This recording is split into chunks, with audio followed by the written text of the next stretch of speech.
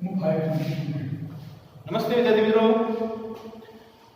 મિત્રો, રોજના જેમ આપણે આજે પણ એક ઓનલાઈન વિડીયોના માધ્યમથી આપણે બધા સૌ વિદ્યાર્થી મિત્રો જોડાયા છીએ. ત્યારે ધોરણ 7 વિષય ગણિત પ્રકરણ 9 સમય સંખ્યાઓમાં આપણે આજે એક નવો મુદ્દો ભણવા જઈ રહ્યા છીએ. મિત્રો, આજનો મુદ્દો છે આપણો પ્રમાણિત સ્વરૂપમાં સમય સંખ્યા. મિત્રો, અગાઉના બે વિડીયોમાં આપણે સમય સંખ્યાઓ કોને કહેવાય, સમાન સમય સંખ્યાઓ એ જોઈ ગયા. મિત્રો, હવે આજના વિડીયોમાં પ્રમાણિત સ્વરૂપમાં સમય સંખ્યાઓ કેવી રીતે ફેરવી શકાય એની આપણે ચર્ચા કરવાની છે. મિત્રો, પ્રમાણિત સ્વરૂપ, પ્રમાણિત શબ્દ કોને કહેવાય? પહેલા તો પ્રમાણિત સમજો મિત્રો કે પ્રમાણિત એટલે શું. મિત્રો, પ્રમાણિત એટલે તમે જુઓ કે ધોરણ 6 ની અંદર તમે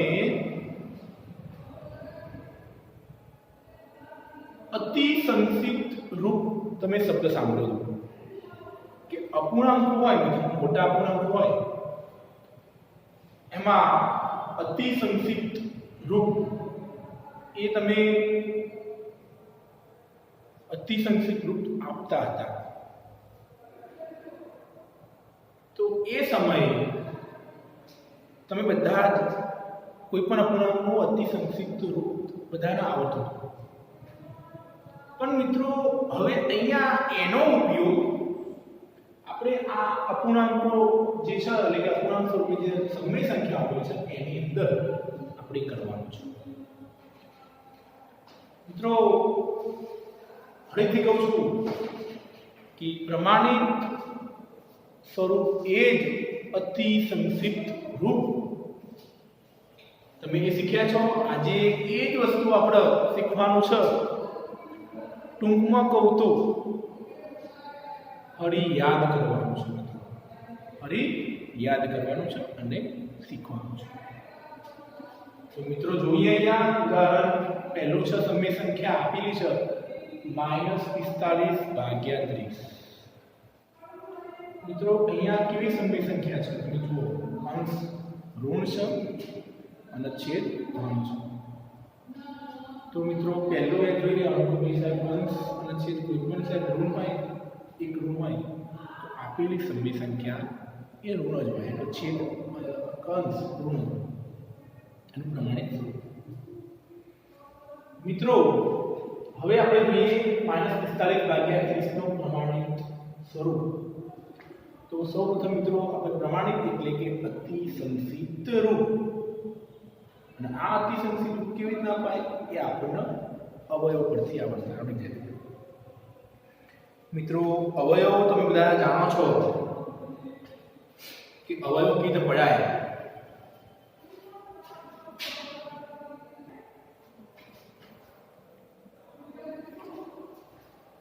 મિત્રો, કે અવયવ કેવી રીતે પડાય તમે બધા જાણો છો. તો આ અવયવીઓ તમને ખબર છે, તમે ધોરણ 5 માં શીખી ગયા છો. આ મિત્રો, અહીંયા અવયવ પાડી દેવાના. તમારા પોતાના માઇન્ડનો ઉપયોગ કરી તમારે વિચારવાનું કે સાહેબ અહીંયા અંશ છેદ કેવી રીતના ઉડ્યો. તમે ધોરણ 6 માં ઉડાડતા તમે થોડું શીખ્યા હશો. તો બસ અહીંયા તમે હું તમને જે શીખવાડું એ શીખો અને અવયવ પાડી શીખી દેજો. અને અવયવ પરથી આપણે અંશ અને છેદ ઉડાડી દેવાનું. અંશ અને છેદ જેટલું ઉડે એ આપણું અતિ સંક્ષિપ્ત. ટૂંકમાં કહીએ તો આપેલી સમય સંખ્યાને આપણો પૂર્ણાંક સંખ્યામાં ફેરવવાનું છે. મિત્ર, યાદ રાખજો. તો જોઈએ મિત્રો, અહીંયા આપણે ચલો તો -45/30 છે. હવે આપણને મિત્રો એક ખબર છે કે 45 અને 30 એક ઘડિયામાં આવે છે. કયા ઘડિયામાં આવે એટલે તમને ખબર છે? 15ના ઘડિયામાં. આ એટલે મિત્રો 15ના, રાઈટ. અને 30 પણ કયા ઘડિયામાં આવે છે મિત્રો? 30 કયા ઘડિયામાં આવે છે? તો કે સાહેબ એ પણ 15ના આવે. પહેલો મિત્રો આપણને ખબર છે કે 45 નો 3 વડે ભાગીએ, 30 ના 3 વડે ભાગીએ, 45/3. જ્યારે પણ અતિ સંક્ષિપ્ત રૂપ આપો ત્યારે આપણે શું કરવાનું છે? એનું અંશ અને છેદમાં સરખા વડે સંખ્યા વડે ભાગી દેવાના. તો મિત્રો, એ કિલો 45/3 કરીએ આપણને જવાબ મળે કેટલો મિત્રો? -15. 45 ભાગ્યા 3 કરો. તમે અહીંયા જુઓ કે ભાઈ આ તો તમને એક એક્ઝામ્પલ માટે સમજાવું છું. પછી તમારે ડાયરેક્ટ તમારા પોતાના મગજથી ઉપયોગ કરી અને એનો આપો તમારો જવાબ મેળવી દેવાનો છે. તો ના કહો પડે પછી બાજુમાં હટની અંદર તમારા ભાગાકાર કરવાનો છે. તો 45 ને આપણે 3 વડે ભાગીએ. નિશાની ધ્યાનમાં લેવાની, પછી તો આપણે માઈનસ મૂકી દેવાની નિશાની. હાલ પ્લસમાં ધ્યાન લેવાનું છે. ઓકે, ચલો 3 1 3 1 5 3 25 15 0 0. તો મિત્રો આપણો જવાબ આવ્યો 15. ઓકે, આ 15. અને બીજો મિત્રો અહીંયા તમે વાત કરો કે 30 ને 3 ને ભાગો. મિત્રો તમને ખબર છે 10 તરી 30. તો સીધો જ ડાયરેક્ટ કરો 10. થઈ ગયું મિત્રો કે સાહેબ હજુ પણ આનો અતિસંક્ષિપ્ત રૂપ આપો, હજુ પણ આના પ્રમાણિત રૂપ કેવી છે? કેમ તમને જો ખબર 15 અને 10 એ ઘડિયામાં આવશે. કયા ઘડિયામાં તમને ખબર હોય? 3 5 15 3 5 15 અને 5 2 10. તો પછી અહીંયા તમે 5 વડે ભાગી શકો છો. તો તમે જો 5 વડે ભાગો, અહીંયા પણ 5 વડે ભાગી શકો છો. તો આપણો જવાબ છે ચલો 15 ને 5 વડે ભાગો કેટલા આવે? 3. 5 તરી 15. નિશાની માઈનસ મૂકી દેવાની, ભાગ્યા 5 ને 10 ને 5 2. તો આ આપણું થશે પ્રમાણિત સ્વરૂપ. મિત્રો આ રીતે આપણે પ્રમાણિત સ્વરૂપ ફેરવી શકીએ છીએ. તો આપણું સ્વરૂપ -45 ભાગ્યા 30 નું પ્રમાણિત સ્વરૂપ આવશે -3/4. ઓકે મિત્રો હવે આવી એક બીજી સંખ્યા આપણે પ્રમાણિત ફેરવીએ.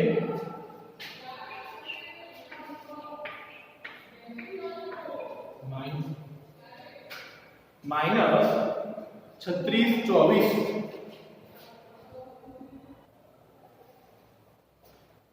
તો મિત્રો -36 ભાગ્યા 24 આપણે એના પ્રમાણિત સ્વરૂપ ફેરવીએ. પેલું ઉદાહરણ જોઈએ પ્રમાણે. તો તમને ખબર 24 અને 36 એક ઘડિયામાં આવે છે. કયો ઘડિયો? કે 12 નો સાહેબ. કયો ઘડિયો? 12 તરી 36 12 2 24. સરસ. તો અહીંયા તમે કેટલાને ભાગશો મિત્રો? સરસ. તમે કેટલાને ભાગશો મિત્રો? અહીંયા કેટલાને ભાગવાનું? 3 વડે. અહીંયા પણ 3 વડે ભાગો. તો તમારો અહીંયા સંખ્યા મળશે કેટલી? કે -12 અને 24 ભાગ્યા 3 હજુ પણ 5 ના 8 આવે છે. ઘડિયા 4 ના ઘડિયા. તો પછી બંનેને 4 ના 4 ને ભાગો. 12 4 એટલે -3.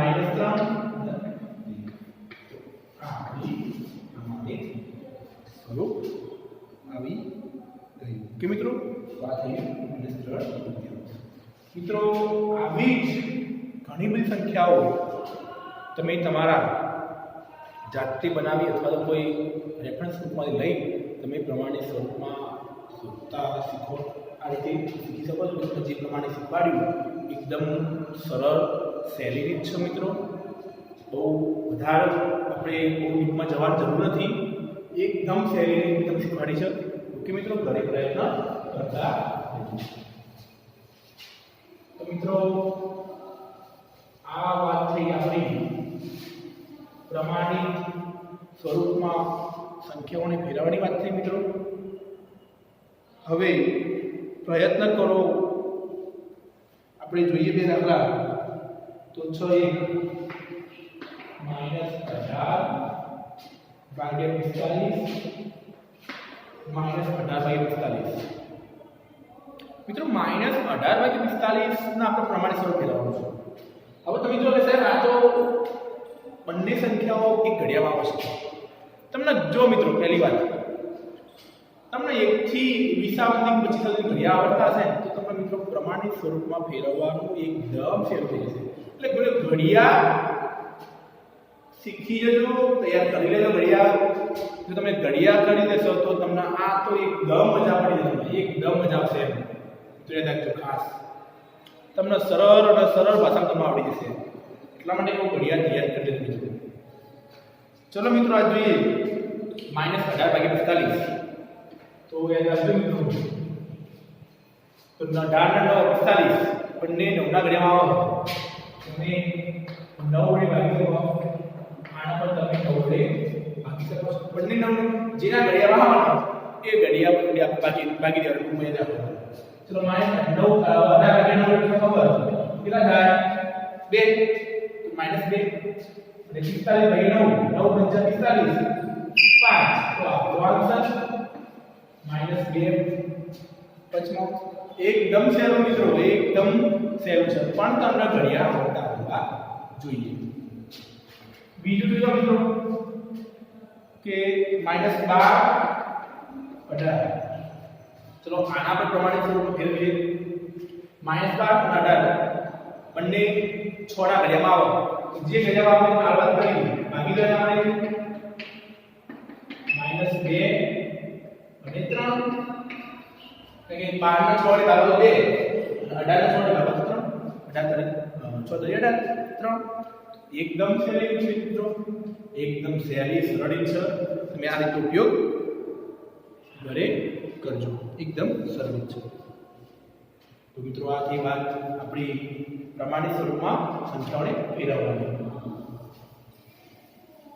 મિત્રો હવે આપણે એક નવો મુદ્દો શીખીએ એક મુદ્દો જોયો પ્રમાણિત સ્વરૂપમાં સમય સંખ્યાઓ ફેરવવાની બીજો મુદ્દો જોઈએ આપણે સમય સંખ્યાની સરખામણી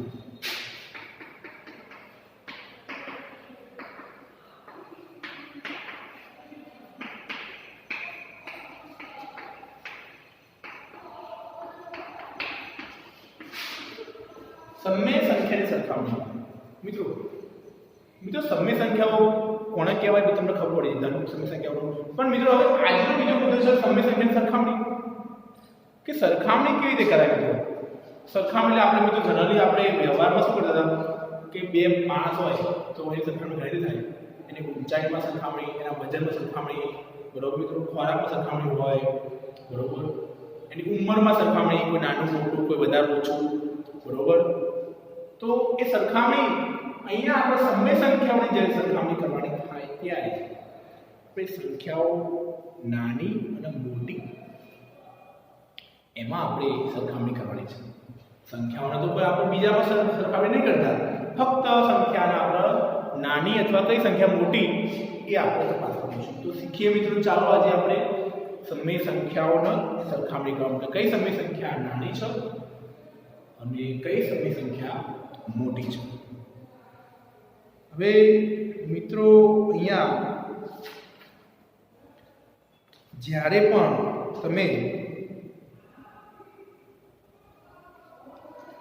આપણે સરખામણી કરવા જઈએ ત્યારે શું ધ્યાનમાં રાખવાનું તો પહેલા તો આપણે લઈ લઈએ ઉદાહરણ કે બે ધન સમય સંખ્યા હોય ત્યારે મિત્રો બે ધન સમય સંખ્યા હોય ને એની સંખ્યા એ વખત જો સરખામણી કરવી હોય તો કઈ નાની કઈ મોટી એક કેવી તપાસ કરી શકાય તો પહેલા મિત્રો આ ટોપિક ચાલુ કર પહેલા તો આપણે એક મિનિટ પહેલા આપણે નિશાનીઓ લેસ ધેન અને ગ્રેટર ધેન આપણે એની ચર્ચા કરીએ મિત્રો કેમ કે ખાસ આપણે જોવું પડે તમને એ વસ્તુ આવડતું તમને હોવું જોઈએ મિત્રો તો મિત્રો માની લો બે સંખ્યા લો છો 3 એક 3 લો છું અને અહીંયા લઉં છું 2 આ 3 ને બે સંખ્યાઓ લીધી મિત્રો બંનેમાંથી કઈ સંખ્યા મોટી છે એ મને તમે તરત કહી શકો છો મિત્રો કેવી રીતે કહી શકો મિત્રો કે સાહેબ 3 મોટી સરસ તો મિત્રો જ્યારે પણ બે સરખામણી કરવાની હોય કે જો એક જે સંખ્યા મોટી હોય એની બાજુ આપણે આ રીતે નિશાની કરવી પડે જેને કહેવાય ગ્રેટર ધેન શું કહેવાય મિત્રો ગ્રેટર ધેન એટલે એનો મતલબ શું થાય તો જુઓ કે સાહેબ કે 3 એ 2 કરતા મોટી છે મતલબ જો આ બાજુ ડાબી સાઈડ સંખ્યા મોટી હોય જમણી સાઈડ કરતા તો આપણે ગ્રેટર ધેન નો નિશાની મૂકી શકાય આને કહેવાય ગ્રેટર અહીંયા આપણે શું લખીએ ગ્રેટર ધેન ઇંગ્લિશમાં કહીએ તો અને ગુજરાતીમાં આપણે સાદી ભાષામાં કહેવું તો ના કરતા મોટું ના કરતા એટલે 2 ના કરતા 3 મોટા અને એક બીજું છે મિત્રો ચલો હવે હું આમ કરું છું ઊંધું પણ કરું છું 2 ના ડાબી સાઈડ મૂકું 3 ના બાજુ મૂકું તો શું કરશું આપણે એ પણ આપણે જોઈ લઈએ તો તમે શું કરશો? તો પછી નિશાની ચેન્જ થઈ જાય. તો આપણે ગ્રેટર ધેન ના રાખીએ. કારણ કે હવે અહીંયા શું છે? અહીંયા ડાબી સાઈડ નાની સંખ્યા આવી ગઈ, જમણી સાઈડ મોટી સંખ્યા આવી ગઈ. એટલે હવે આપણે નિશાની બદલવી પડે. હવે આપણે મૂકવું લેસ ધેન. કઈ મિત્રો? Less than. આ લેસ ધેન એટલે શું? કે સાહેબ ના કરતા નાની. એટલે અહીંયા તમે સમજો અહીંયાની નાખી ગયા કે સાહેબ 2. તો 2 જમણી ડાબી સાઈડ 2 છે, જમણી સાઈડ 3. એટલે કે 2 3 ના કરતા નાની છે તે લેસ ધેન મૂકી છે. તો મિત્રો અહીંયા બે વસ્તુ શીખ્યા આપણે. જો ડાબી સાઈડ મોટી હોય જમણી સાઈડ કરતા તો ગ્રેટર ધેન. જો ડાબી સાઈડ જમણી સાઈડ કરતા નાની હોય તો લેસ ધેન મૂકવાના. ના કરતા મોટી, ના કરતા નાની. હવે સમય સંખ્યાઓ છે. તો સમય સંખ્યાઓ બે લો. જો બંને ધન હોય તો કઈ રીતે આપણે શીખવાનું છે. તો મિત્રો પહેલું જ અહીંયા આપણે સમય સંખ્યાઓની જ્યારે વાત કરીએ ત્યારે કે સાહેબ બે વસ્તુ હોય કે માન લો 1/53 અને 1/55. આ બે સમય સંખ્યાઓ આપેલી. હવે બંનેનો તમારો કઈ નાની કઈ મોટી છે એ તમારી પાસે હોય તો આપણે સમય સંખ્યા આપણે ગઈકાલે શીખી ગયા. તો કે સાહેબ સંખ્યા રેખા દોરી દેવાની. સંખ્યા રેખા દોરી દઈએ. હવે અહીંયા તો જો તમે બંને કેવી સંખ્યાઓ તો તમને ગઈકાલે કહી શુદ્ધ અપૂર્ણાંક છે. હંમેશા મિત્રો જો શુદ્ધ અપૂર્ણાંક છે ને એ 0 અને 1 ની વચ્ચે જ હોય. તમે જુઓ બંને ઘન છે એટલે અહીંયા હું ધન બતાવું 1, પછી અહીંયા સોરી અહીંયા 0 અહીંયા 1 લઈ. કારણ કે આગળ બતાવવાની જરૂર નથી મિત્રો. કેમ કે અહીંયા સમય સંખ્યાઓ છે. સમય સંખ્યાઓ જો શુદ્ધ હોય ને તો 0 અને 1 ની વચ્ચે જ હોય. આ બે દાખલો ઠીક મગજ મેં રાખવાનું. શુદ્ધ હોય તો 0 અને 1 ની વચ્ચે હોય. હવે મેં તમને એ પણ શીખવાડી દીધું કે અહીંયા શું કરવાનું છે. તો અહીંયા બે સમય સંખ્યાઓ છે તો શું કરશું આપણે? તો એકને 5 લઈ લઈએ આપણે. 1/55. તો 1/55 છે તો આપણે 5 આગળ આવવાના કઈ રીતે સીધો એટલે કરવાનો. બરોબર? ચલો 5 1/55 કે મિત્રો 2/55 3/55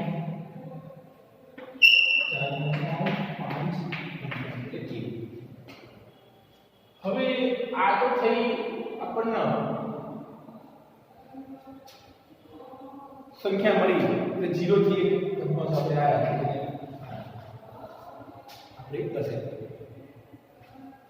પણ મિત્રો તમારા જ્યારે બે ધન સમય સંખ્યાઓ હોય ત્યારે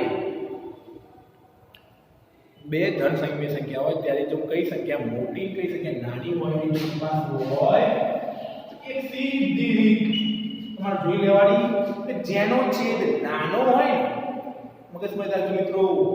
બહુ અગત્યની વાત કરું છું. જેનો બે સમય સંખ્યાઓ હોય એ રાખજો જેનો બંનેનો અંશ સરખો હોય પરંતુ બે સમય સંખ્યા આપેલી હોય બંનેના અંશ એટલે કે ઉપરના અંકો બંનેના સરખા હોય જો પણ છેદ જુદા જુદા હોય તો એવા સમયે કઈ સંખ્યા મોટી કહેવાય? તો યાદ રાખજો જે સમય સંખ્યાનો છેદ નાનો હોય એ મોટી. તમે કે સાહેબ આ તો જબરું કહેવાય.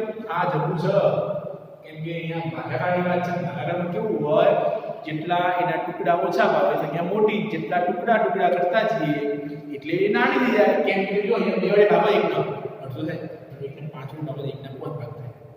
બસ આ જ વસ્તુ છે. ભાગાકારમાં કેવું હોય ઓછી વડે સંખ્યા ભાગો તો એ સંખ્યા મોટી રહે, પણ સંખ્યાના કોઈ વધારે સંખ્યા વડે ભાગો તો સંખ્યાના ટુકડા વધારે થાય. તો અહીંયા આપણો આવશે એટલે આ વાત કરી સરખા 1 છેદ 2 છે તો આપણી સંખ્યા છે ગ્રેટર ધેન. એટલે આ વાત કરી ને કે જમણી સાઈડ એટલે ડાબી સાઈડ મોટી હોય જમણી સાઈડ કરતા તો આપણે મૂકી ગ્રેટર ધેન. કે મિત્રો એ વાત આપણે કરી. મિત્રો હવે વાત કરીએ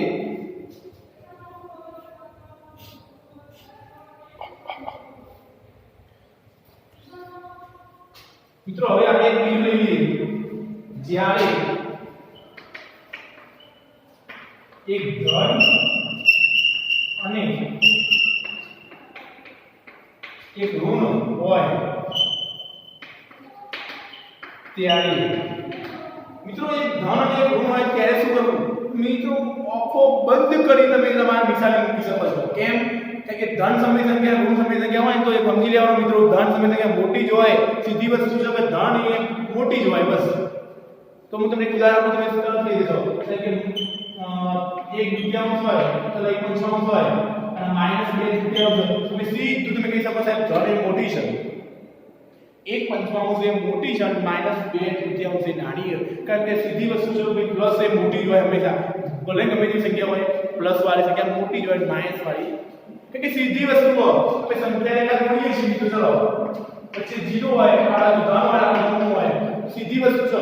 આપણે 0 થી જેમ જેમ ડાબી સાઈડ જઈએ એમ સંખ્યા નાની હોય થતી જતી હોય. તો અહીંયા -2 સંખ્યા 0 ની માન લો ડાબી સાઈડ હોય અને 1/5 એ 0 ની જમણી સાઈડ હોય મિત્રો. એ અહીંયા તમે જો 0 ની જમણી ડાબી સાઈડ જેટલી સંખ્યા જાય એ નાની હોય સીધી વસ્તુ. એટલે બે તમે સરખામણી કરો તો એને જો આ ધન એક હોય મોટી થાય. મિત્રો આ ખાસ યાદ રાખવાનું, જ્યારે બે સંખ્યાઓમાં એક ધન અને એક ઋણ હોય ધન સમય સંખ્યા હંમેશા મિત્રો મોટી જ હોય. ઓકે, આ વસ્તુ યાદ રાખજો મિત્રો. હવે પછી મિત્રો આપણે હવે પછીના વિડીયોમાં બે સમય સંખ્યાઓની વચ્ચેની સમય સંખ્યાઓ શોધતા શીખીશું. ત્યાર સુધી ઘરે અભ્યાસ કરતા રહેજો. ઓકે મિત્રો, ધન્યવાદ.